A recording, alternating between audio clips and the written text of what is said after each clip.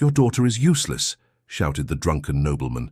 The Duke stood up and said something that silenced everyone. "Prepare to meet Eleanor Ashford, a young woman from 1815 England, who teaches us, through her silent dignity and quiet courage, that true strength doesn't shout, it blossoms. This is a story about choices made in the shadows, about sacrifices no one witnesses, and about how hands that work with love can transform even the most barren winter into spring." In a time when a woman's worth was measured by her beauty and docility, Eleanor chose another path. Her hands, calloused by the earth and marked by compassion, wrote a story that defies being forgotten. Between ballrooms and abandoned conservatories, between the cruelty of society and the kindness of the forgotten, we will discover that true love isn't born from grand gestures, but from small choices repeated every day. Before we begin this journey to the heart of Regency, England, we want to know, where are you joining us from right now? What corner of the world is about to meet Eleanor? Let us know in the comments. We love knowing our story crosses borders and oceans. And don't forget, if this story touches your heart, subscribe to the channel and leave your like. Every gesture of support allows us to continue bringing narratives that honor human dignity and celebrate the silent heroes of history. Now take a deep breath. Smell the imaginary aroma of freshly fallen snow and winter roses. Let's go together. Year: winter of 1815-1816. Location: London and Derbyshire, England. In the aftermath of the Battle of Waterloo, while the nation celebrated victory, in the silent drawing rooms of English high society, other battles, invisible but no less devastating, were waged every day. Snow fell on Ashford Hall, like a silent blessing on a noisy sin. Inside, the ballroom buzzed with the heat of 200 bodies adorned in silks and brocades, jewels capturing the light of 1,000 candles like tiny trapped suns. The air smelled of expensive French perfumes, discreetly masked sweat, and that peculiar fragrance of ambition emanating from mothers with marriageable daughters. Eleanor Ashford stood motionless near the doors of the abandoned conservatory, her blue dress, simple, unembroidered, lacking the sparkle that fashion demanded, making her almost invisible among the marble columns. She was 22, a dangerous age for an unmarried woman of high society. It wasn't that she lacked beauty. Her amber-colored eyes held depths that frightened young men accustomed to the superficiality of ballroom conversations. Her hands, however, betrayed her. They were not the aristocratic hands of slender fingers and porcelain skin. They were hands that knew work, that held secrets in the firmness with which they closed. She observed the crowd with the distance of someone watching a play in which she was not a part. Lady Worthington displayed her daughter like a trophy. The young woman's pink dress had cost more than the annual income of 3 tenant families. Lord Ashford, her father, circulated among the guests with that wide smile and glazed eyes Eleanor knew so well, the smile that preceded storms, soaked in brandy and despair. "Alone again, Miss Ashford?" The voice was deep, velvety like expensive cigar smoke. Eleanor turned and met grey eyes that seemed to have witnessed storms on distant seas. William Pembroke, Duke of Ravensworth, was 34 and had a fine scar crossing his left temple. A memento of Waterloo, the whispers said. Tall with broad shoulders that his impeccably cut coat couldn't completely tame, there was something indomitable about him that social polish couldn't reach. "Solitude is sometimes the most honest company in drawing rooms like this, Your Grace," Eleanor replied, keeping her voice serene, her eyes on the dark conservatory through the fogged glass doors. The Duke followed her gaze. Through the panes, dirty with neglect, one could discern ghostly shapes of dead plants, broken pots, the iron structure of the partially collapsed roof. "How long has it been abandoned?" 5 years, the answer came softly, but it carried the weight of each winter past. Since Mother passed away, she especially loved the hellebores, the snowdrops, the flowers that defy winter. She said they were the bravest, because they bloomed when everyone expected only cold. William noticed something in her voice. It wasn't self-pity, but a longing that had transformed into something else. Acceptance, perhaps, or that quiet strength that comes from carrying alone a weight that should be shared. "And the witch hazel?" he asked, surprising her. "I saw some remnants on the east structure. Its flowers perfumed the air even in the ice." Eleanor turned completely to him then, and for the first time that night, something close to a smile touched her lips. "You know winter plants, Your Grace?" "I spent 2 winters in Russia as a diplomat before the war," William explained. "I learned that the most memorable beauty is that which blooms against all expectations." They talked for 20 minutes that seemed suspended in time. Eleanor described each plant her mother had cultivated, the layout of the beds, the steam heating system that maintained a constant temperature. William listened with genuine attention, asking questions that revealed real knowledge, not mere politeness. It was when they returned to the ballroom that the world collapsed. "There you are!" The Earl of Ashford's voice cut through the nearby conversations like a razor. He swayed slightly, his hand gripping the arm of Lord Silverton, a man with small eyes and fingers adorned with excessive rings. Hiding in the corners as always useless. The room began to silence in waves, the cruel curiosity of society scenting scandal like hounds scenting blood. "Father, please," Eleanor murmured, but there was steel beneath the softness. "Don't please me," the Earl pointed with a theatrical gesture. 22 years old and can't even dress properly to attract a suitor. No grace, no charm, not a single worthwhile ornament. Your mother would be ashamed. The blow was calculated to hurt where it pained the most. Eleanor paled, but remained erect, her chin high. Her fingers, however, trembled slightly. "Regrettable indeed," Silverton hissed, his eyes raking over Eleanor with an appreciation that made the skin crawl. "Although I am a man of eclectic tastes, perhaps a deal could be—" "I want her." The 3 words fell upon the ballroom like stones in a tranquil lake. The silence became absolute. William Pembroke had taken a step forward, placing himself slightly between Eleanor and the 2 men, his posture relaxed, but his voice carrying an authority that required no shouting. "Pardon, Ravensworth." The Earl blinked, confused. "Miss Eleanor Ashford," William repeated with crystalline clarity. "I want her. Tonight." What remained of conversation died completely. Eleanor felt the blood pounding in her temples, but something stronger than fear or shame kept her motionless. Curiosity. The Duke of Ravensworth was not known for impulsiveness. Men like him did not make scandalous declarations in packed ballrooms without reason. "Are you drunk, Your Grace?" The Earl tried to laugh, but the sound came out strangled. "Perfectly sober, Ashford."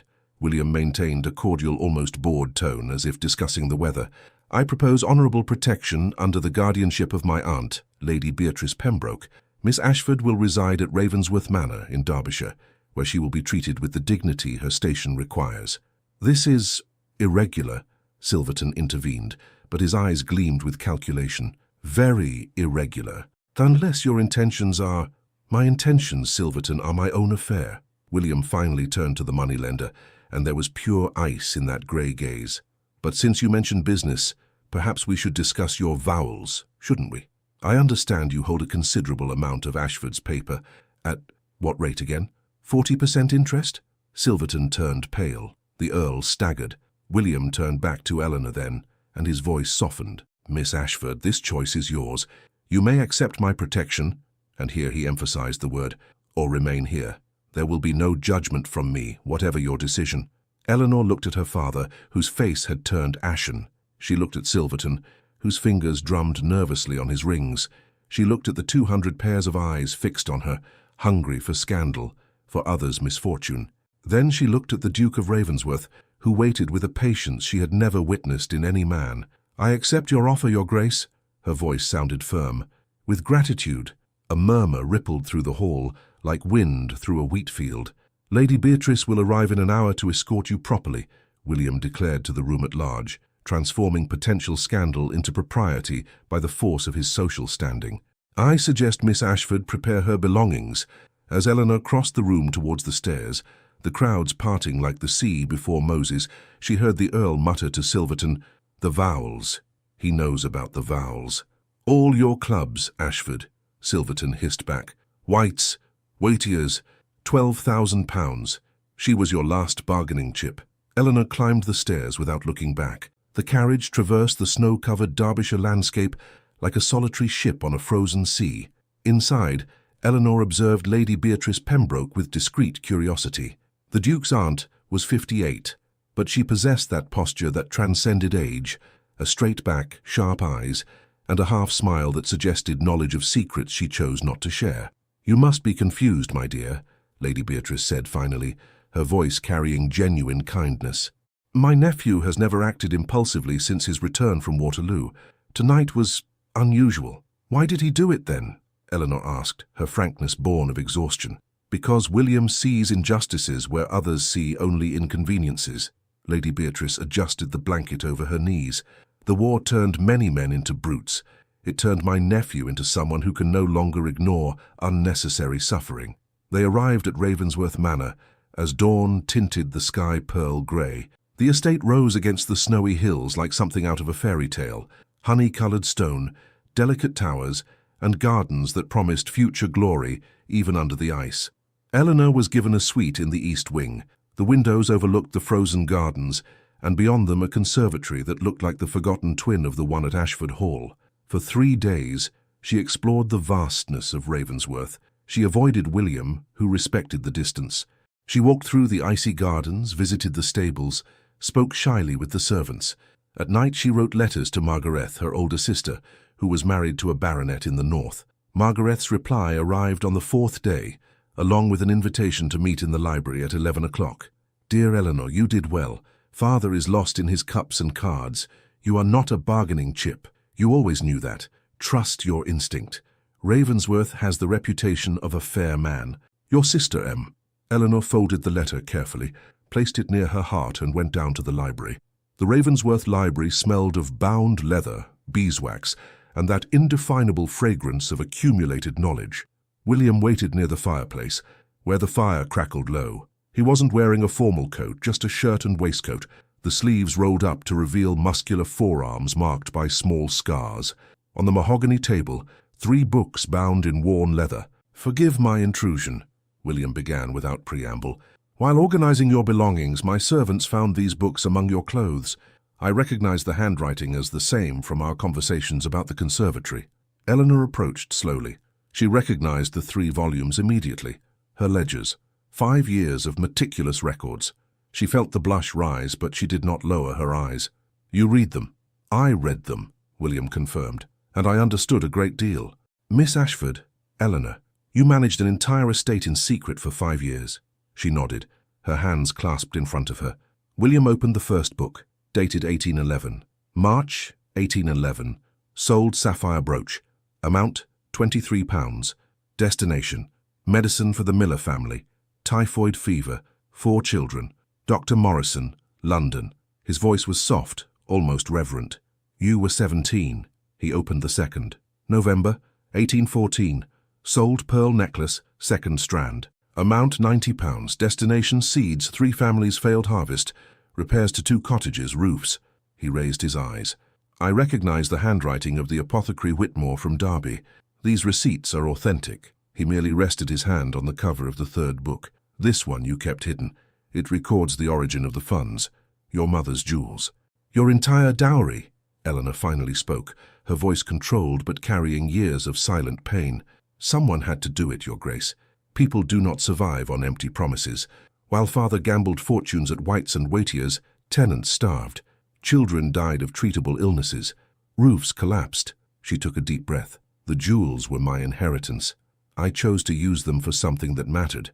William closed the books slowly, with almost religious reverence. "You sacrificed your only means of future independence. Without a dowry, your chances of a suitable marriage—" "Evaporated," Eleanor completed. "Yes, but children lived. That seems a fair trade to me." The silence that followed was thick with mutual understanding. William approached the window, looking out at the frozen gardens at the conservatory beyond. "When I saw you in that abandoned conservatory, speaking of your mother's plants with knowledge that would rival botanists from Kew Gardens, when I heard your father humiliate you publicly," he turned, and his grey eyes shone in the firelight, "I realized I was in the presence of someone extraordinary. These books only confirm what I suspected. You are not a victim, Eleanor Ashford.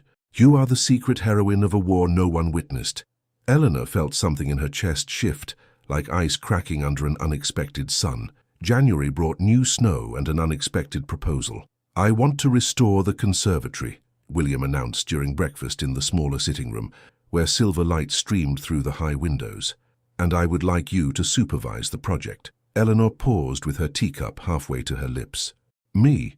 Your botanical knowledge is superior to any gardener I have employed, and there is something symbolic in the act, don't you think? Restoring what was abandoned, making bloom what everyone presumed dead." Thus began a routine that would transform them both. Master glaziers came from Sheffield, their skilled hands replacing broken glass with new panes that caught the light even in the grey winter. Mr. Thornton, Ravensworth's head gardener with 40 years of service to the Pembroke family, worked alongside Eleanor with a respect that knew no hierarchies. "Your mother would be proud to teach you, miss," he commented one day, as they prepared soil enriched with compost. "There is a wisdom in the hands that doesn't come from books." From the village of Millbrook, Mrs.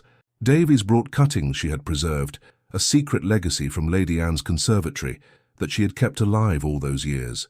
"Your son," Eleanor murmured, touching the small plants with reverence. "How is Thomas?" Mrs. Davies smiled, her eyes misting. "Strong and healthy, miss, thanks to you. That winter of 1814 when the fever—" She didn't finish, but briefly squeezed Eleanor's hand. "Some debts are not paid with coins." William appeared every day at dawn, not as a master supervising servants, but rolling up his sleeves, carrying earth, mending iron structures. The Waterloo scar was visible when he took off his coat, a silver line across his temple. One day, Eleanor touched it briefly, impulsively. "Does it hurt?" "Not anymore, but it reminds," William replied, not moving away from the touch. "War teaches that value rarely wears a uniform, Miss Ashford. Sometimes it wears a simple blue dress and hands calloused from saving forgotten tenants." They planted hellebores where the morning light would touch first, cyclamen for colour in the winter grey, primroses that would promise a future spring, and witch hazel, always witch hazel, whose sweet scent would defy the ice. They established an unspoken routine. They met in the conservatory at dawn. They shared tea from Chinese porcelain William had brought back from diplomatic missions. They talked about land management, crop rotation, the well-being of the tenants, but also about comfortable silences, about how working side by side dispenses with words. Lady Beatrice watched from afar, her half-smile becoming more frequent. The Ravensworth servants commented among themselves. They had never seen the Duke so light, as if 5 years' weight of war were slowly slipping from his shoulders. But beyond the walls of Ravensworth, in London, a storm was brewing. Margaret's first letter arrived in February, as the first hellebores bloomed in impossible colours, pure whites, delicate pinks, deep greens. "Dear sister, rumours are circulating in London. They say you fled after indiscretions, that you are in a compromised situation. Silverton is spreading malicious insinuations in the clubs. Father is furious. Be careful. M." The second letter came directly from the Earl, brought by express messenger. "Eleanor, return immediately. Your reputation is being destroyed. Your disobedience shames our family. I have a solution for the situation. Do not force me to extreme measures." William read both letters when Eleanor, pale but firm, brought them to the conservatory. "Silverton," he murmured, folding the papers carefully. "Gambling vowels are not his only tool. He makes usurious loans. 40% interest, Eleanor. £12,000 accumulated. Your father is desperate. And the solution," Eleanor said, her voice controlled, "would be a marriage between myself and Silverton. It would partially settle the debts." William became very still. "I will not allow it." "It is not your decision, Your Grace." "Then allow me to make it so." He turned to her, and there was something new in his eyes, something Eleanor couldn't name yet. "I can investigate the debts, redeem the pawned jewels. I have the resources. I can—" "No," Eleanor interrupted gently. "I do not accept charity, not even from you. But there is something I could accept. Anything. Employment. A fair wage for fair work. As an administrator, an agricultural consultant, something that allows me to repay you with dignity." William studied her for a long time, then nodded slowly. £100 annually as Ravensworth's agricultural consultant. A formal contract. "And we will redeem the jewels not as a gift, but as a salary advance." Eleanor extended her hand. William shook it, and the touch lingered 3 seconds longer than propriety dictated. But London was not finished. The third letter, from Margaret again, brought a personal revelation. "I faced similar pressure before my marriage. Father tried to sell me to the highest bidder. I fled north with Thomas, who courted me honestly. I offer you refuge if needed. But Eleanor, you found something beyond refuge there, didn't you? I recognize it between the lines. Don't let him go. Your loving sister." Eleanor replied that night, "Dear M, I found more than refuge. I found purpose. I found a partner who sees strength where others see fault. I found a home." E. February brought a blizzard that turned Derbyshire into an alien territory, absolute white under a black sky, wind howling like a wild creature through Ravensworth's chimneys. It was 10 at night when frantic pounding on the main door awoke the house. Mr. Thornton, still in gardening clothes under a heavy coat, was trembling with cold and urgency. "Thomas Davies, Your Grace," he gasped. "High fever, can't breathe right. His mother is asking for Miss Ashford." Eleanor was already coming down the stairs, Lady Beatrice behind her with a basket of medicines they always kept prepared. "The village is 3 miles away," William said, already putting on a heavy travelling coat. "The sleigh can make it through." "I'm going too," Eleanor declared, her tone allowing no argument. They crossed Derbyshire under the blizzard, like travellers in a ghost world. The sleigh glided over an unrecognizable landscape, the horses blowing steam, the bells on the harness playing a tune of urgency. William drove, Eleanor beside him under heavy fur blankets.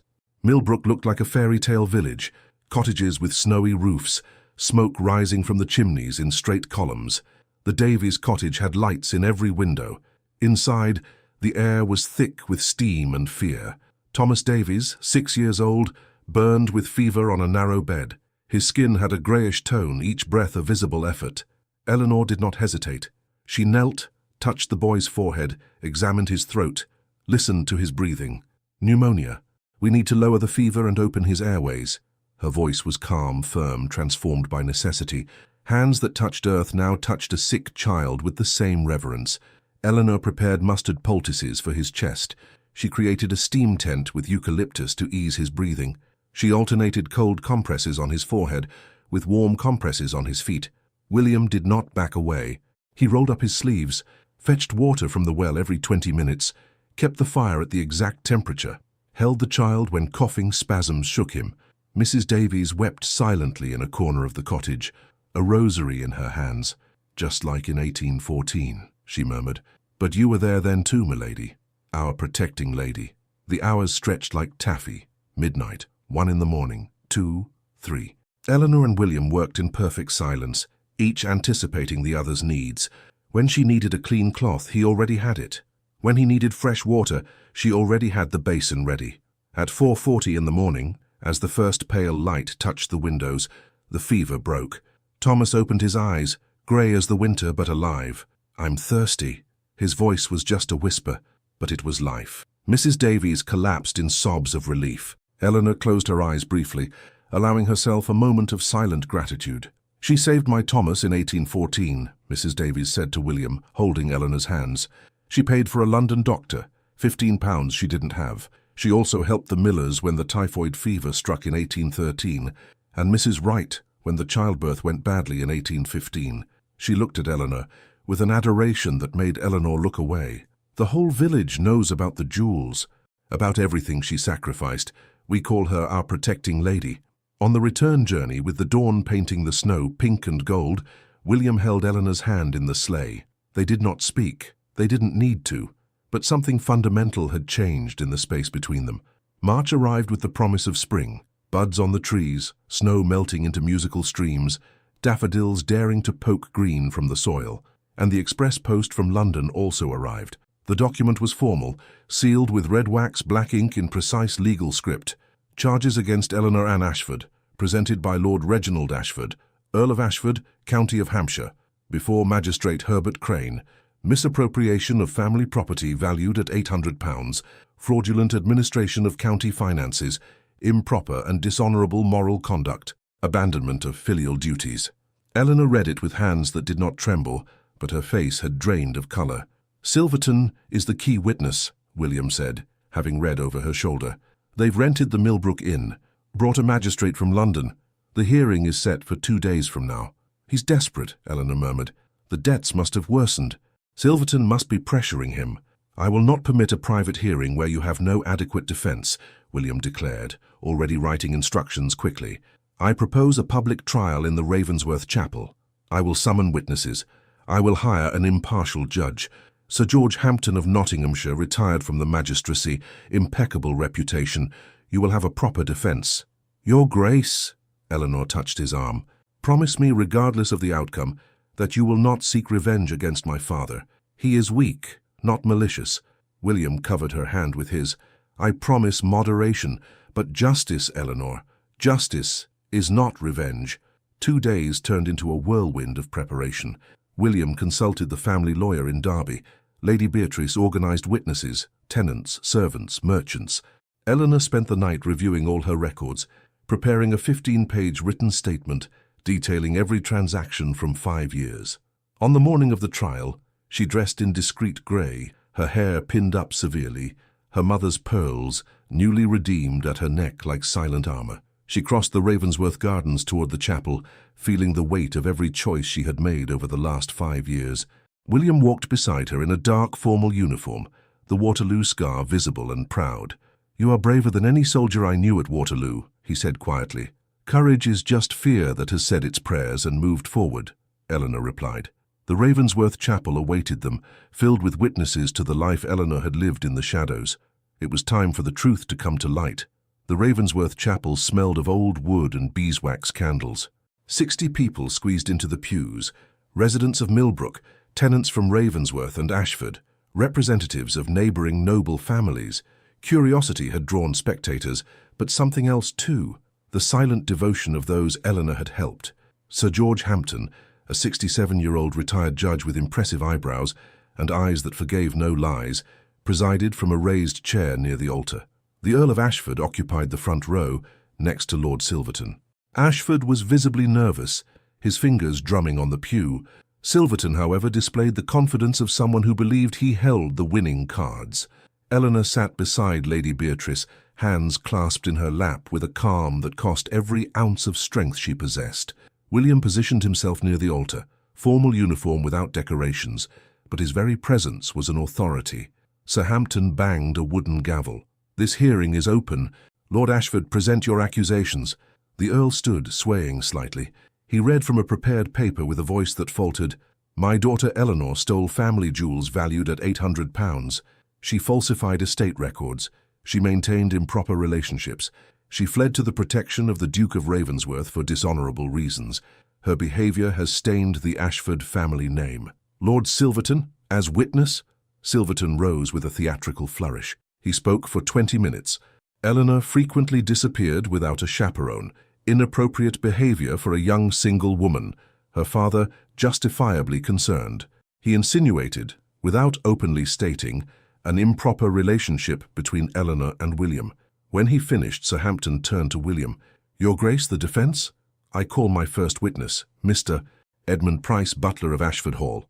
A 60-year-old man, his back bent from 3 decades of service, approached with a leather envelope. "Mr. Price, do you recognise this document?" "Yes, Your Grace. The original last will and testament of Lady Anne Ashford, dated 1810, 1 year before her passing." William opened the document, read aloud. "To my dear daughter Eleanor, these jewels with my eternal love. May they be used as she wishes, for her well-being and future happiness." He turned to Sir Hampton. "The jewels were legally Eleanor's. There was no theft. There was a legitimate inheritance." A murmur went through the chapel. "Mr. Price," William continued, "did you witness the deterioration of Ashford Hall after Lady Anne's death?" "Yes, Your Grace. The cottages began to crumble. Tenants starved. Miss Eleanor took on responsibilities that should have fallen to the Earl." "And did you witness verbal abuse?"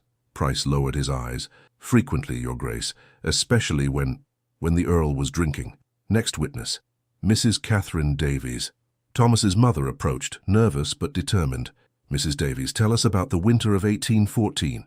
Thomas, my son, fell gravely ill. Pneumonia. The local doctor said there was no hope. Miss Eleanor brought a doctor from London, paid £15 she didn't have. She cared for Thomas day and night. He lived because of her. And this February? Pneumonia again. Miss Eleanor crossed a blizzard to save my son a second time. She worked for 7 hours without rest. Tears streamed down her face. She never asked for anything in return, Your Excellency." Witness after witness told a similar story. Mr. Robert Miller, family of 7, saved during typhoid fever in 1813. Mrs. Sarah Wright, a difficult childbirth. Eleanor brought an experienced midwife, saved the life of mother and baby. Mr. James Whitmore, apothecary from Derby, confirmed the pawn transactions. Eleanor always clear about her intention to redeem. William then presented documentation, the 3 ledgers, 127 individual receipts, 43 letters of thanks from tenants, Lady Anne's will. And then, with a voice that cut the air like a sharp blade, he confronted the Earl.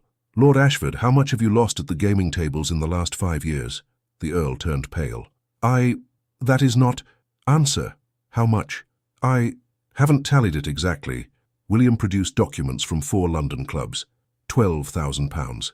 You gambled away your daughter's future while she saved your tenants from starvation. He turned to Silverton. And you, Lord Silverton, loaned at 40% interest. That is not business, it is extortion. Silverton stood up, furious. Your Grace has no right... I have every right, William interrupted, his voice icy. This chapel is my property.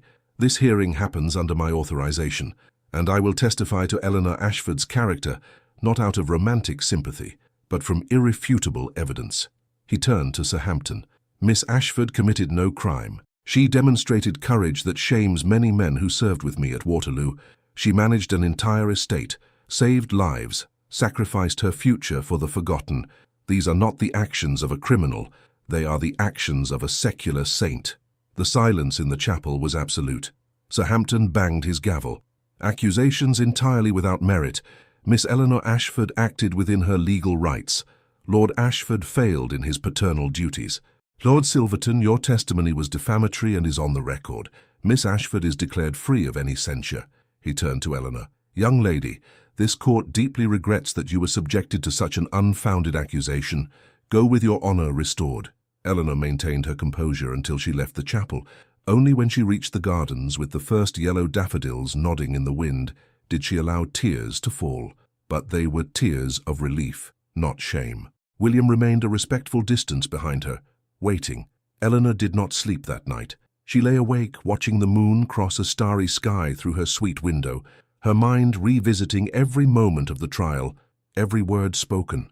At 5:30 in the morning, as the first light touched the eastern horizon, she went down to the conservatory. The transformation was complete. Where once there was desolation, hellebores now bloomed in impossible colors. Pure whites, delicate pinks, deep greens with wine-colored spots. Snowdrops formed delicate constellations along the beds. Witch hazel perfumed the air with a sweetness that defied the last of winter's chill. Eleanor touched the petals with reverence, feeling life pulse under her fingers. Eleanor, she turned.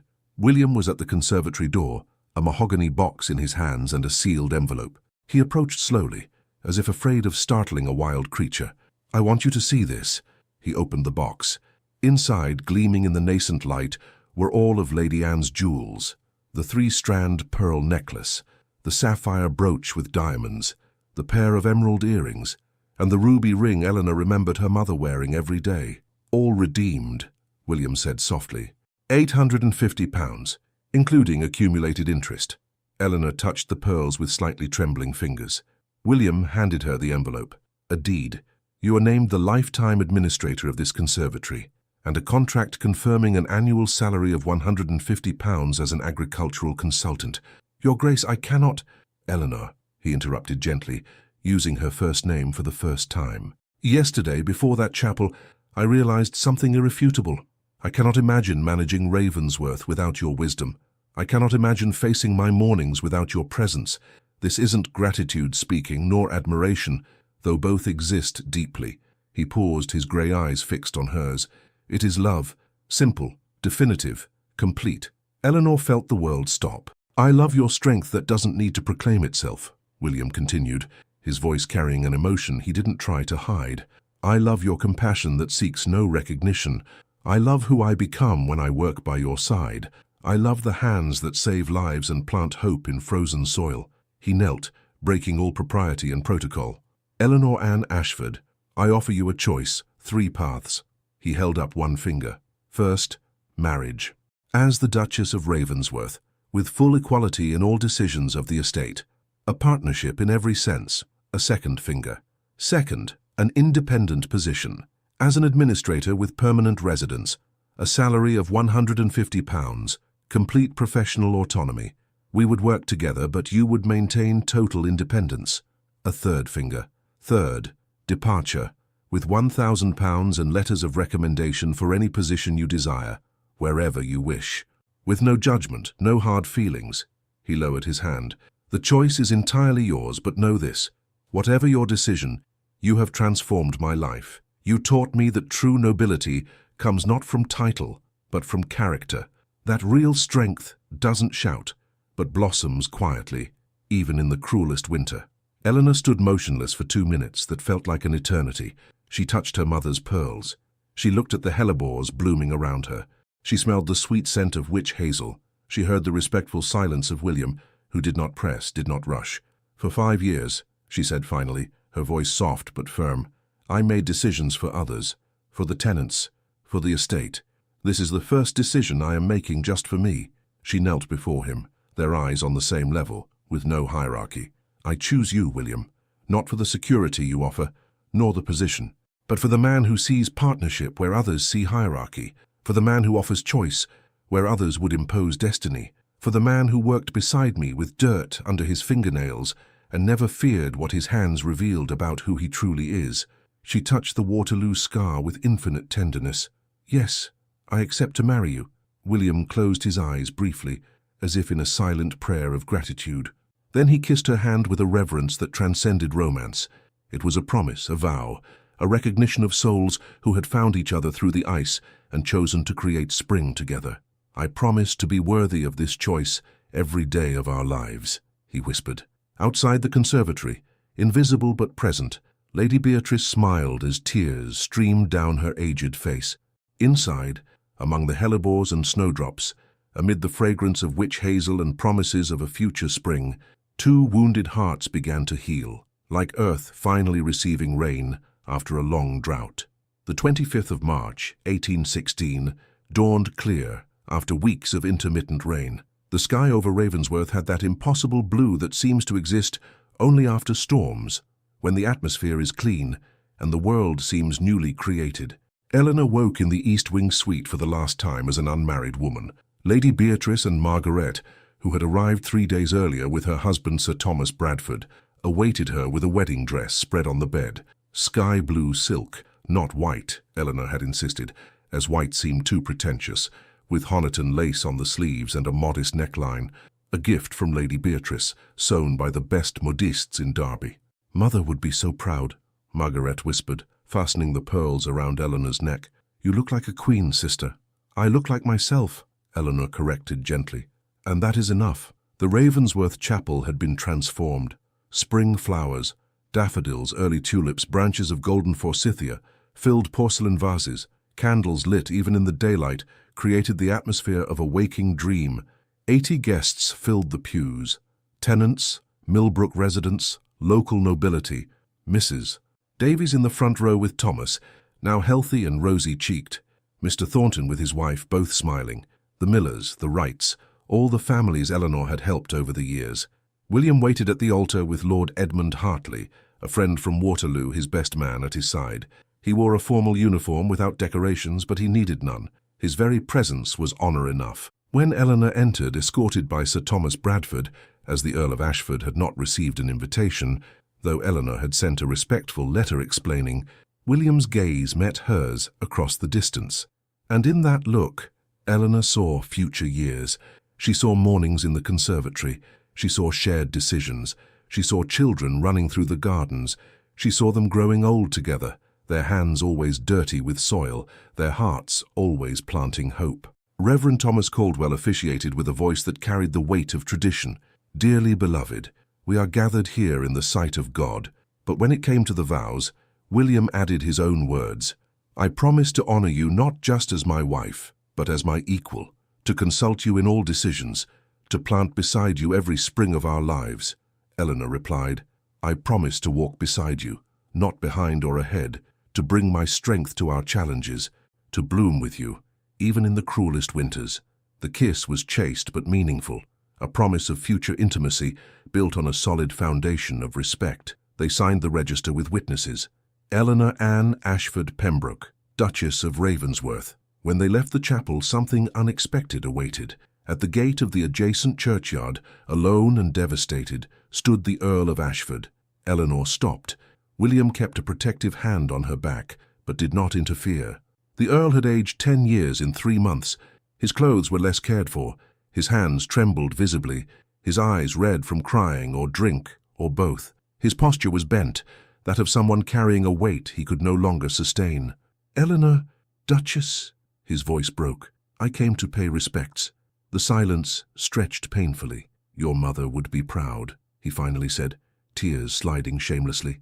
I failed where she would have triumphed. I spent what she built. I destroyed what she valued. You are her daughter completely. Nothing of me. Eleanor felt something move in her chest. Not complete forgiveness. That would take years, perhaps never come entirely. But compassion. The same compassion that had made her save tenants, help sick children, sacrifice her future for strangers. Mother taught me compassion, Father, she said, her voice controlled but not cruel. Therefore I wish you peace.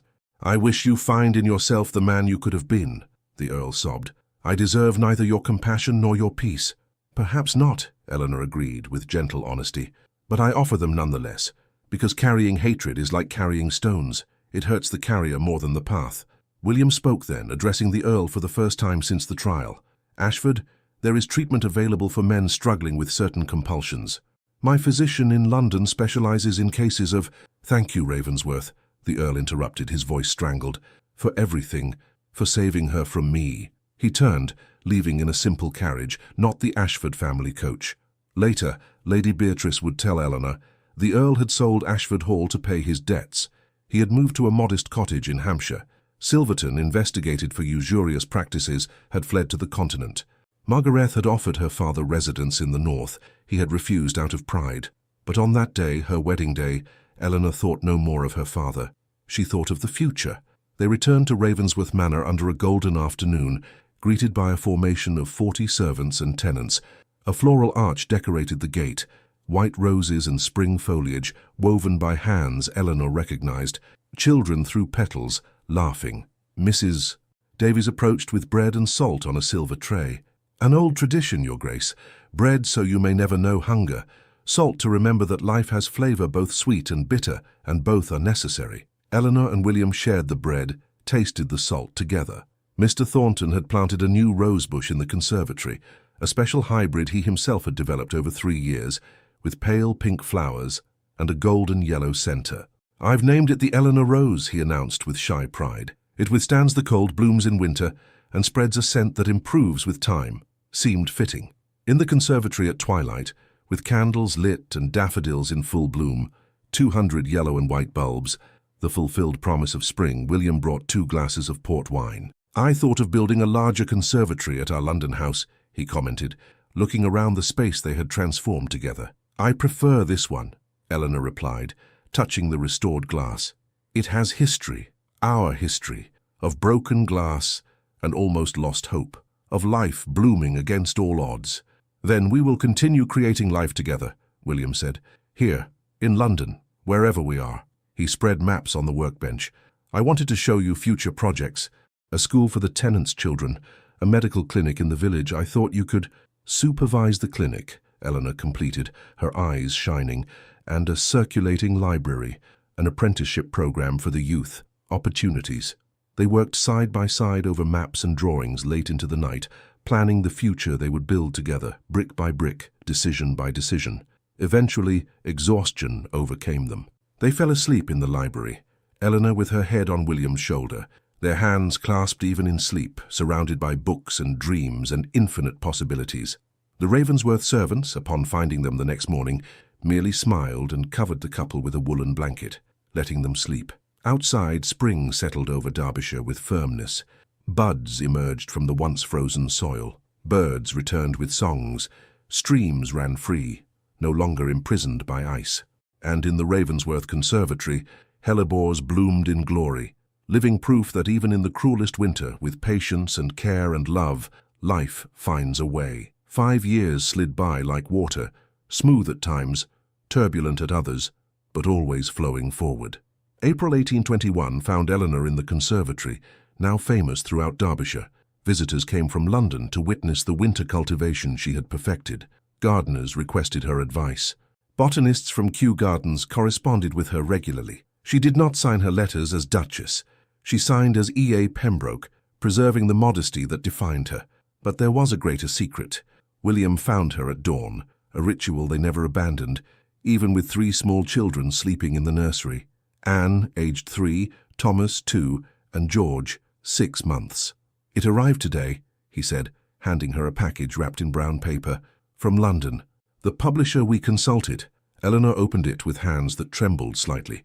Inside, bound in dark green leather with gold lettering, a treatise on winter cultivation and the compassionate administration of estates, by E.A. Pembroke. She opened to the dedication. To Lady Anne Ashford, who taught me that true nobility blossoms in the care for the forgotten.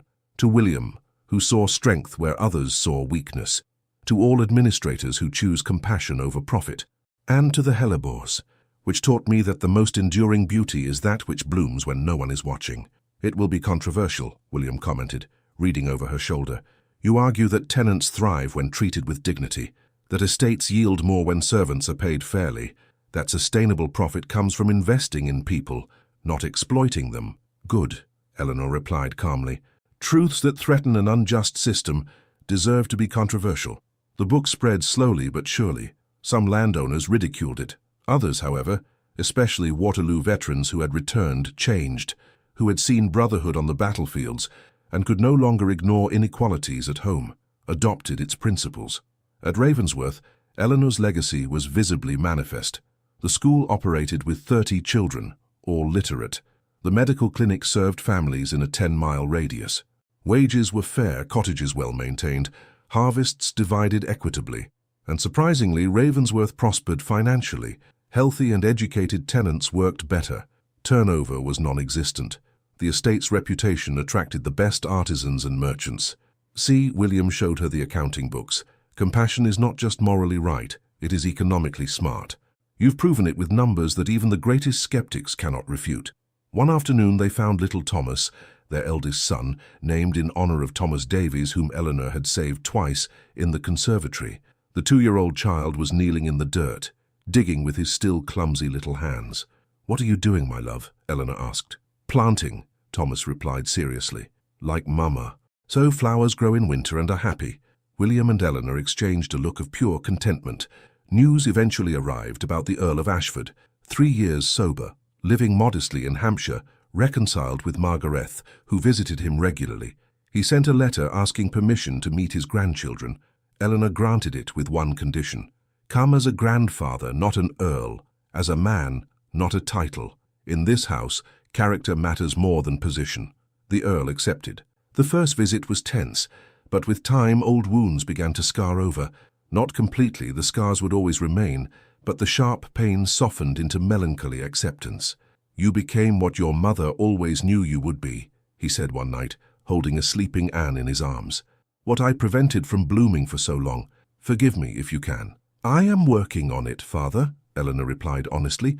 Forgiveness is a garden that takes time to grow, but I am planting the seeds. The spring of 1822 arrived with an explosion of colour. The Ravensworth gardens looked like an impressionist painting, tulips in red, yellow, purple, daffodils swaying golden in the wind, cherry trees scattering petals like scented snow. Eleanor, now 29, remained in the conservatory at dawn, a 7-year ritual begun when she was a frightened guest, now a confident duchess who still preferred dirt under her nails to jewels on her fingers. Mr. Thornton's Eleanor roses had spread, 40 bushes now, each blooming in winter, each named in honor of someone Eleanor had helped. Miller's rose, Davies' rose, Wright's rose. You are creating a living legacy, William said, appearing with the morning tea as he always did. Years from now, people will walk here and see not just flowers but names, stories, lives you touched. Eleanor accepted the cup, her fingers brushing his as they had for 7 years. It is not my legacy.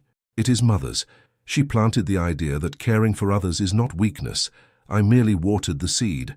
Little Anne ran in, her white dress stained with grass, holding a clumsy bouquet of daisies. For Mama, she announced, offering the flowers with 3-year-old seriousness. Because you are pretty and strong and save people. Thomas followed, carrying George, who babbled happily on his brother's shoulder. George wants to see the hellebores, Thomas declared. He said they are winter flowers that aren't afraid. William took George. Eleanor held Anne's and Thomas's hands, and together they walked through the conservatory they had restored together 7 years before. Do you know what I've realized? Eleanor said, stopping before the first planting of hellebores now mature and spreading in a carpet of white and pink. Hellebores bloom in winter, not because they are especially strong, but because they don't know they are supposed to give up. They grow because growing is what they do. They bloom because blooming is their nature. Like you, William said softly. Like all of us, when allowed, Eleanor corrected. When we are given proper soil, enough water, sun when needed, and space to develop roots. They sat on a wooden bench that William had built in their first year of marriage. The children played nearby, their laughter echoing under the glass roof like music. I received a letter today, Eleanor commented, from a young woman in Yorkshire. She read my treatise. She asks if she can come study estate management here, says her father refuses to teach her, that she should focus on finding a husband. And you replied? I said she is welcome, that we will have an apprenticeship program starting in the autumn, for women and men equally, because wisdom has no gender, only will. William kissed her hair. You are changing the world, my love. One woman, one estate, one treatise at a time. I'm not changing the world, Eleanor protested. I am just planting, and hoping others will water what I've planted. Future years would prove her modesty wrong. A treatise on winter cultivation and compassionate administration became a foundational text for progressive estate management. Universities would eventually include it in curricula. Social reformers would cite its principles in arguments for fairer labor laws. The Ravensworth Apprenticeship Program would train 37 female administrators over the next 20 years. Many would transform estates in their own counties, spreading the model of compassion and efficiency. Eleanor and Margaret would establish an informal support network for women in difficulty, a discreet refuge, professional training, letters of recommendation. They would save dozens of young women from forced marriages or abusive situations. The Earl of Ashford would live to 82, sober for his last 15 years, reconciled with his family, dedicating his final time to writing letters of apology to the tenants he had neglected. He would die in peace in 1837, surrounded by daughters and grandchildren, who forgave him not completely but sufficiently. But on that spring morning in 1822, Eleanor did not know of the distant future.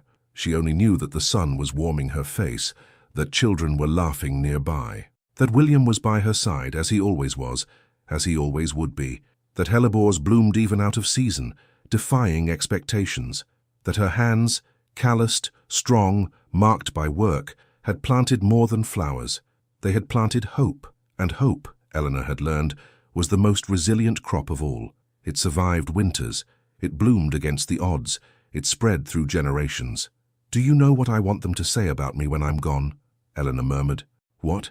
Not that I was a duchess, not that I wrote books, but that my hands planted life where others saw only barren earth, that I made a difference not through grand gestures, but through small choices repeated day after day, that I loved well. William interlaced his fingers with hers, both their hands equally marked now by 7 years of working side by side. They will say all that and more. They will say you taught that true nobility comes not from blood or title, but from how we treat the most vulnerable. That strength doesn't shout, but blossoms silently, like hellebores in winter. As long as they say I was happy, Eleanor whispered. That is enough. Were you? I am, she corrected, turning to kiss him. I am immensely, deeply, completely happy. 20 years later, when society commented on that unusual duchess who insists on getting her hands dirty with soil, the tenants and those she had touched would reply, she is not unusual, she is extraordinary, and her hands, her hands built what titles never could, a world where dignity is not a privilege but a right, where compassion is not weakness but the ultimate strength, where even in the cruelest winter there is always the possibility of flowers, and in the Ravensworth Conservatory through generations the hellebores continued to bloom, an eternal testament that love, when planted with patience and watered with respect, knows no season. It blooms always, especially when no one expects it, especially when it is needed most, especially when hands that work the earth choose to plant hope instead of reaping despair. Eleanor Ashford Pembroke, Duchess of Ravensworth, taught this not through sermons, but through a life lived with open hands and a willing heart. And that, after all, is the only legacy that matters.